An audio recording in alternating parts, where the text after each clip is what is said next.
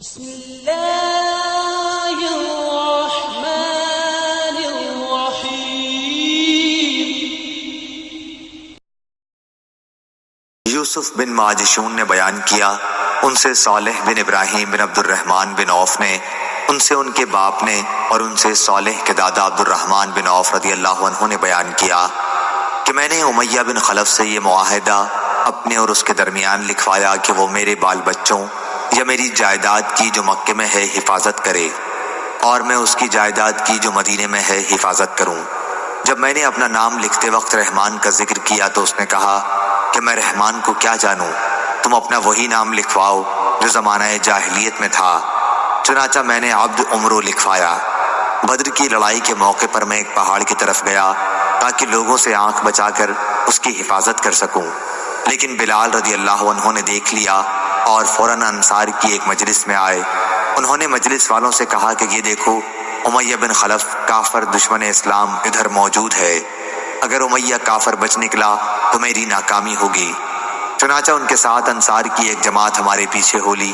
جب مجھے خوف ہوا کہ اب یہ لوگ ہمیں آ لیں گے تو میں نے اس کے ایک لڑکے کو آگے کر دیا تاکہ اس کے ساتھ آنے والی جماعت مشغول رہے، لیکن لوگوں نے اسے قتل کر دیا اور پھر بھی وہ ہماری ہی طرف بڑھنے لگے۔ امیہ بہت بھاری جسم کا تھا۔ آخر جب جماعت انصار نے ہمیں آ لیا تو میں نے اسے کہا کہ زمین پر لیٹ جا۔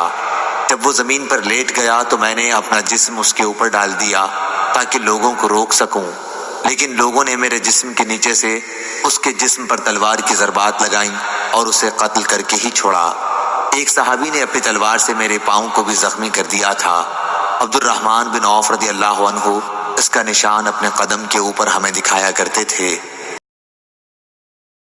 عطا بن ابی رباح نے خبر دی، انہیں عبید بن عمیر نے، کہ ابو موسیٰ اشعری رضی اللہ عنہ نے عمر بن خطاب رضی اللہ عنہ سے ملنے کی اجازت چاہی، لیکن اجازت نہیں ملی۔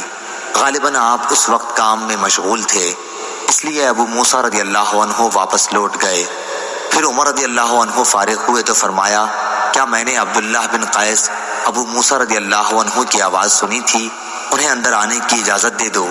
کہا گیا وہ تو لوٹ کر چلے گئے، تو عمر رضی اللہ عنہ نے انہیں بلا لیا۔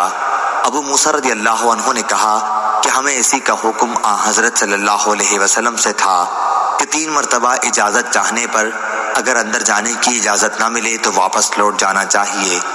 اس پر عمر رضی اللہ عنہ نے فرمایا، اس حدیث پر کوئی گواہ لاؤ۔ ابو موسیٰ رضی اللہ عنہ انصار کی مجلس میں گئے اور ان سے اس حدیث کے متعلق پوچھا کہ کیا کسی نے اسے حضرت صلی اللہ علیہ وسلم سے سنا ہے؟ ان لوگوں نے کہا کہ اس کی گواہی تو تمہارے ساتھ وہ دے گا جو ہم سب میں بہت ہی کم عمر ہے۔ وہ ابو سعید خدری رضی اللہ عنہ کو اپنے ساتھ لے گئے۔ عمر رضی اللہ عنہ نے یہ سن کر فرمایا کہ نبی کریم صلی اللہ علیہ وسلم کا ایک حکم مجھ سے پوشیدہ رہ گیا، افسوس کہ مجھے بازاروں کی خرید و فروخت میں مشغول رکھا۔ آپ کی مراد تجارت سے تھی۔